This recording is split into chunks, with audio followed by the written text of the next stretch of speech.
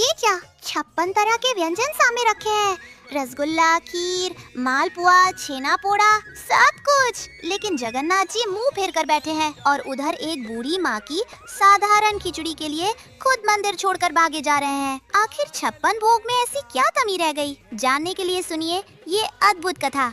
जगन्नाथपुरी के पावन धाम में कर्माबाई नाम की एक वृद्ध महिला रहती थी। उनकी झोपड़ी टूटी फूटी थी, कपड़े पुराने थे, पर हृदय वात्सल्य भाव से भरा हुआ था। वे भगवान जगन्नाथ को जगत का स्वामी नहीं, बल्कि अपना छोटा सा बालक मानती थी, अपना लाडला, अपना नटखट कन्हैया। कर्माबाई का एक नियम था, रोज सुबह ब्रह्म मुहूर्त में उठती और सबसे पहले क्या करती थी? ना स्नान, ना पूजा, ना घंटी, ना शंख, सीधे चूल्हे पर बैठ जाती और बड़े ही प्रेम से अपने लाडले के लिए बाजरे की खिचड़ी बनाती। खिचड़ी तैयार होते ही थाली परोसती और पुकारती, मेरे नटखट, देख मैं तेरे लिए तेरी पसंदीदा खिचड़ी लाई हूँ, और भगवान को थाली में भोग लगाती। अब ये देखिए जगन्नाथ जी की लीला। थोड़ी ही देर में भगवान खिचड़ी खा लेते और थाली एकदम साफ हो जाती। चमचम चमकती थाली। कर्माबाई मुस्कुरा देती, आहा, मेरे लाला को बहुत भूख लगी थी। और एक दिन तो ऐसा हुआ कि भगवान जगन्नाथ ने बालक का रूप धारण कर कर्माबाई के घर दरवाजे पर दस्तक दी।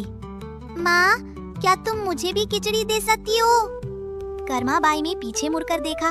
एक छोटा सा बालक, बड़े बड़े काले नेत्र, मुस्कुराता हुआ। क्यों नहीं बेटा, आओ बैठो, अपनी खिचड़ी खाओ। और भगवान बालक बनकर बड़े चाव से खिचड़ी खाते, अपनी बाल लीलाओं से कर्माबाई को निहाल कर देते। ये क्रम वर्षों तक ऐसे ही चलता रहा। एक दिन की बात है, एक ज्ञानी साधु कर्माबाई की कुटिया के पास से गुजर रहे थे। तभी उन्होंने देखा कर्माबाई बिना स्नान किए, बिना किसी विधि विधान के सीधे भगवान को खिचड़ी का भोग लगा रही हैं। साधु रुक गए, भौहें तन गईं। रुको रुको, ये तुम क्या अनर्थ कर रही हो? कर्माबाई चौंक गईं। क्या हुआ महाराज? साधु ने डांटते हुए कहा, माई, बिना स्नान किए भगवान को भोग लगाने से पाप लगता है, बहुत बड़ा पाप। शास्त्रों के अनुसार तुम्हें पहले स्नान करना चाहिए, फिर शुद्ध वस्त्र पहनना चाहिए, फिर विधिवत पूजा पाठ करके तब कहीं जाकर भोग लगाना चाहिए, समझी?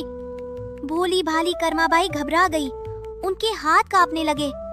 हे भगवान, मैं तो अपने ठाकुर जी का अपराध कर रही थी इतने दिनों से।